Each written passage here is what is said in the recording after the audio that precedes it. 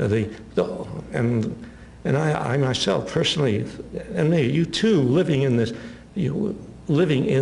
era, you know. And I was living in the South in the late 1950s, early 60s, teaching in a black college, living in a black community, and becoming involved in the civil rights movement. If you looked at the South in the late 1950s, well, it looked hopeless. And what happened? People persisted. Black people in the South tried again and again and again to break into that ironclad wall of segregation, and again they failed. Again and again they were beaten or killed. If they tried to register to vote or tried to go to some place where they weren't supposed to be. And then at a certain point in history, a few young people did something in the spring of, in the early part of 1960, and it caught on. And that's what happens. Things, you do something, and it fails 100 times, and then it catches on. And when it catches on, other people begin to do the same, and more people begin to do the same, and then you have a movement. And the South, although all the power was on the other side, and the federal government was not doing anything to help black people in the South. And despite the Constitution, despite the 14th and 15th Amendments and all the promises of that, no president was enforcing those amendments. And so black people in the South had to do it by themselves, and they did. And they persisted, they didn't give up. And the South was transformed. Not enough, of course. Nothing is ever transformed enough, you see, nothing. But yeah, South is different now than it was 30 or 40 years ago.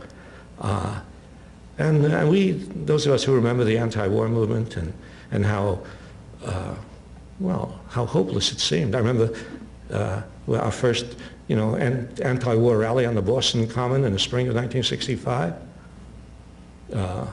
Anti-war rally, Boston Common. About 100 people showed up.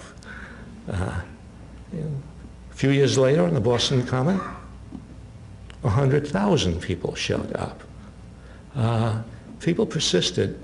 People did not give up, you know. And so, well, you know, we're in one of those periods when people very often ask me, well, how would you compare the situation today with the situation in the anti-war movement or the civil rights movement? I say, well, look, you're thinking of those movements at their height. Think of those movements at their beginning. Think of how it looked when those movements started out. That's how it looks now, except that we're actually ahead of them in many ways. Because despite all what you see on television, and despite the, you know, what they try to hammer into us, you know, they're in complete control. The fact is that all around this country, there are people in small towns all over this country who are protesting against the war, who are trying to do something for homeless people, doing something for the rights of women, doing something for the environment.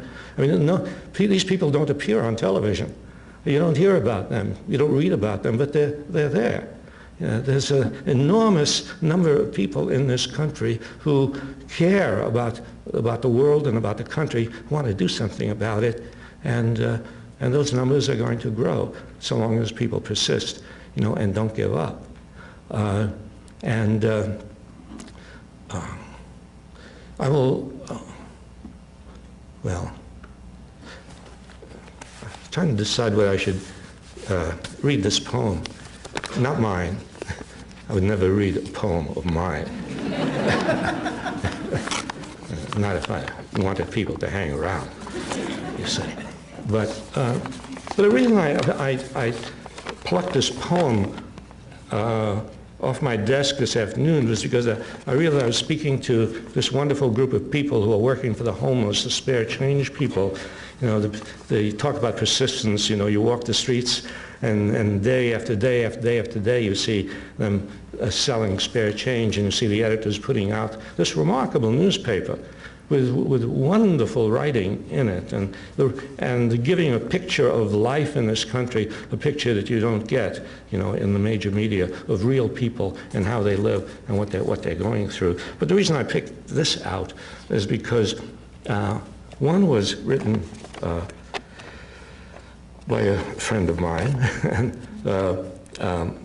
of Noam's too, Daniel Berrigan, Father Daniel Berrigan, you know, that anti-war, anti-military priest who done amazing things. But the reason he wrote this poem in dedication to a person, Mitch Snyder, who worked in Washington, D.C. for a long time for homeless people in Washington, D.C.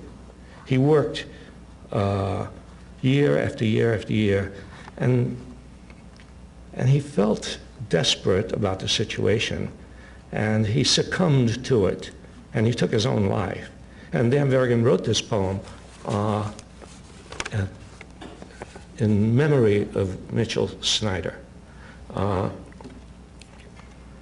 Some stood